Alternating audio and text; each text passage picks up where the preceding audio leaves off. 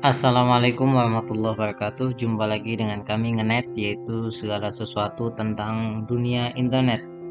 Tapi pada kesempatan kali ini kita akan membahas tentang dunia website, yaitu dengan tema kapan kita harus menutup website kita atau kapan kita sudah menyudahi usaha di website kita. Jadi menurut kami, kalau Anda memiliki website kemudian tidak berkembang dalam waktu bertahun-tahun, maka lebih baik ditutup saja dan Anda beralih ke website yang lain atau ganti domain atau ganti niche dan lain sebagainya.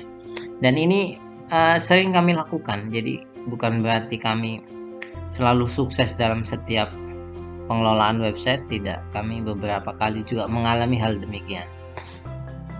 Yang pertama adalah Anda sudah menggunakan kaidah SEO tapi nggak ada kenaikan visitor.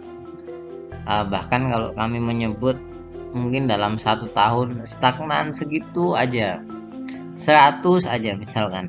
Ini kan website kami ya, biasanya kalau weekday dia naik, kalau weekend dia turun. Ini pas lebaran. Nah, kita lihat satu mingguannya. Nah, grafiknya seperti ini.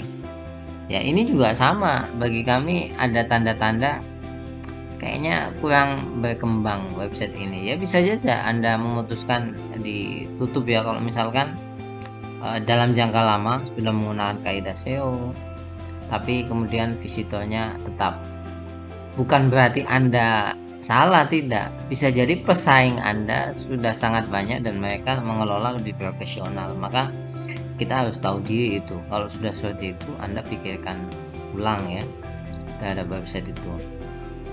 Yang kedua adalah tidak ada yang bisa menulis kecuali Anda, dan ini banyak yang tidak menyadari bahwasanya ketika sebuah website hanya yang bisa menulis adalah satu orang, Anda sendiri, maka itu membahayakan. Kenapa? Karena tidak bisa diolah secara bisnis. Jadi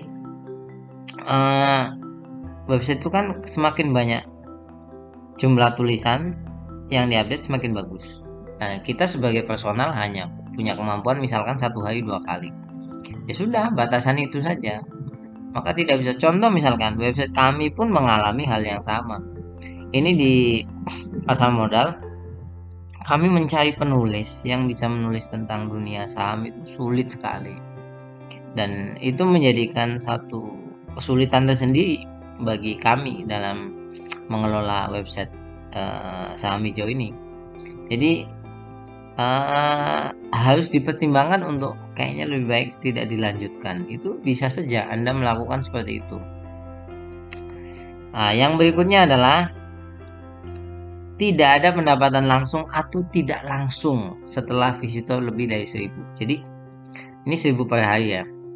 Website itu saya sudah pernah menjelaskan di video yang lain, selalu memiliki pendapatan langsung atau tidak langsung. Begitu juga dengan website kami ini, ada pendapatan langsung, ada pendapatan tidak langsung dari website ini. Walaupun visitornya sedikit, tapi kami ada manfaat dari website ini. Nah, kalau Anda tidak memiliki pendapatan sedikit pun, bahkan dari pendapatan tidak langsung, misalkan pendapatan tidak langsung itu Anda diundang sebagai pembicara, Anda jualan buku di website ini, Anda jualan e-book, yaitu penjualan tidak langsung. Kalau langsung biasanya ada review, ada iklan, dan ada affiliate dan lain sebagainya. Ya, pasti kehilangan motivasi Anda dalam mengelola website itu. Anda kadang-kadang akan mengatakan, kok gini ya, lelah ya. Ya memang lelah website itu karena harus continue dan bertahun-tahun, dan kemudian Anda merasakan gak ada apa-apa ini. Nah, maka kalau sudah seperti itu, Anda harus berpikir kadang-kadang ya lebih baik kita tutup website itu. Yang berikutnya adalah tidak ada komentar satupun di website Anda. Nah, kadang orang tidak menyadari ya bahwasanya komentar di sebuah website itu posisinya sangat penting. Saya suatu hari akan membahas khusus tentang bagaimana fungsi komentar ya. Nah, ketika tidak ada komentar satupun di website Anda, itu artinya website Anda tidak memiliki daya tarik dan tidak ada yang suka ya. Nah, di website kami ini yang komentar itu ada 78. Ini cukup lumayan ya. Artinya apa? Ada daya tarik orang untuk konten-konten kita. Contoh ya, wah luar biasa pembahasannya. Kemudian nama template, tanya nama template, atau kemudian terima kasih blognya bagus, atau kemudian saya malah rekomendasi saham yang lain. Itu berarti daya tarik. Bahkan kalaupun misalkan mereka bertolak belakang dengan pendapat Anda, tapi dia sampai komentar, itu juga cukup memiliki daya tarik berarti website Anda. Nah, itu penting. Kalau misalkan nggak ada yang komentar satupun, maka Anda harus tanyakan pada diri Anda, kok bisa ya nggak ada yang komentar. Nah, lebih baik kadang-kadang ya kita harus menutup website kita. Yang berikutnya adalah Anda harus pikirkan ketika rasio konten dan visitor terlalu rendah. Saya sudah menjelaskan juga rasio konten dan visitor itu seperti ini. Satu konten akan mendatangkan berapa visitor kepada Anda. Contoh misalkan kami itu kontennya 363. Visitornya setiap hari rata-rata di angka 300 ya. 300. Ini lebaran pasar modal tutup maka pasti sepi, atau di angka 400 lah. Artinya satu konten, satu visitor itu menurut kami juga sudah rendah ya. Sudah rendah. Tapi kalau Anda berada di bawah itu, misalkan konten Anda jumlahnya 500, tapi visitornya hanya 200 per hari, itu sangat buruk menurut saya. Kenapa? Karena rasionya satu visitor minus 1 ya. Jadi dua visitor mendatangkan dua konten mendatangkan satu visitor. Nah, kalau rasio seperti itu, Anda harus pikirkan terlalu rendah. Bisa jadi salah dalam membangun internal link, bisa jadi salah dalam membangun konten. Nah, itu Anda harus pikirkan karena berarti konten kita tidak mengundang visitor. Yang berikutnya adalah tidak konsisten ya. Jadi kalau misalkan Anda tidak konsisten update, ya lebih baik janganlah mengelola website terlalu banyak. Kenapa? Karena memiliki biaya operasional. Walaupun hanya domain, punya biaya operasional. Nah, kalau Anda tidak memiliki konsistensi itu, ya pikirkan untuk menutup ya. Walaupun Anda seminggu sekali itu namanya konsisten seminggu sekali. Walaupun 2 minggu sekali itu namanya konsisten. Jangan sampai sebulan tidak update, 2 bulan tidak update, atau 3 bulan tidak update. Nah, itu akan melelahkan sekali. Dan kami sering menerima pembuatan website dan tidak dikelola, ya akhirnya tidak diperpanjang karena ada cost dan lain sebagainya. Berikutnya adalah alasan untuk menutup website adalah nama domain yang terlalu sempit. Ya, seperti website kami ini Saham Hijau terlalu sempit. Kenapa terlalu sempit? Karena terkotak dengan isu saham saja. Kalau misalkan suatu hari kita menemukan jalan yang buntu atau visitornya tidak berkembang, untuk mengembangkan ke dunia sebelahnya itu agak canggung gitu loh.